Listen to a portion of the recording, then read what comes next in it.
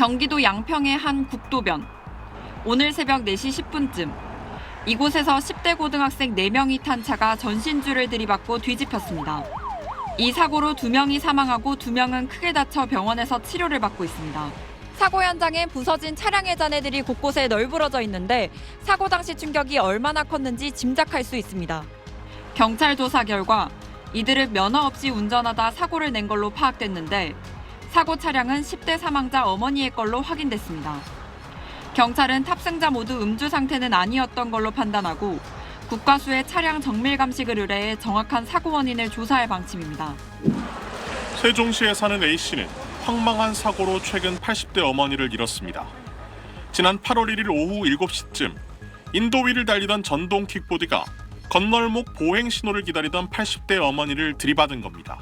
이제 저쪽에서 킥보드가 확 와서 이제 엄마랑 부딪히면서 엄마가 이제 뒤로 넘어지시는 거까지 나왔어요. 뒤로 넘어지시면서 머리를 세게 부딪히시는 게 CCTV 상에도 확인이 된다고. 뇌출혈을 일으킨 B씨는 병원으로 옮겨졌지만 보름 만에 숨졌습니다. 사고가 난 킥보드에는 두 사람이 함께 타고 있었습니다. 둘 다 10대 청소년이었습니다.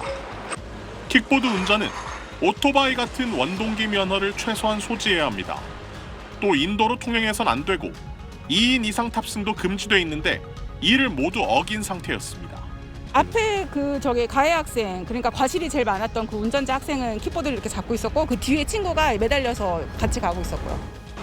킥보드 대여에 필요한 운전면허증 인증 절차는 허술하기만 했습니다. 인증 절차를 진행을 할 때 다음에 인증하기로 해서 넘어가면 일시적으로 전동 킥보드를 이용할 수 있는 그런 시스템이었기 때문에 그게 운행이 가능했던 것으로. 유가족들은 인증 시스템만 제대로 작동했으면 이런 사고가 일어나지 않았을 것이라고 분통을 터뜨렸습니다. 실제로 탑승하는 사람이랑 확인할 수 있는 그런 어떤 시스템을 좀 만들다던가 이렇게 했으면 이런 사고가 없었을 것 같은데. 경찰은 조만간 두 학생을 과실치사 혐의로 검찰에 송치할 예정입니다. SBS 소환욱입니다. 울산의 한 차량 정비소. 오토바이를 타고 온 남성 2명이 외제차 앞에 멈춰섭니다. 잠시 후 한 명이 운전석에 타고 오토바이와 함께 정비소를 빠져나갑니다. 17살 김모 군과 이모 군은 정비소 내 상당수 차량 안에 열쇠가 그대로 놓여있다는 점을 노렸습니다. 공장 차들의 문을 전부 다 열어서 안에 키가 들어있는 차량을 확인을 하고 그거를 타고 이제 나갔어요. 타고 나간 후에 차량을 사고를 내고.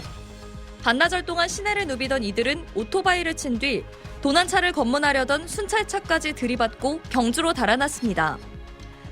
이후 같은 정비소로 다시 돌아와 또 다른 승용차를 훔치려다 사고를 내고 직원과 경찰의 추격을 피해 도주했습니다.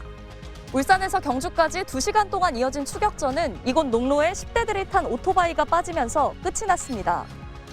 이들은 인근 아파트에서 또 다른 승용차와 오토바이를 훔치는 등 하루 동안 4차례 절도 행각을 벌이고 도주 과정에서 최소 5천만 원가량의 피해를 입힌 걸로 파악됐습니다.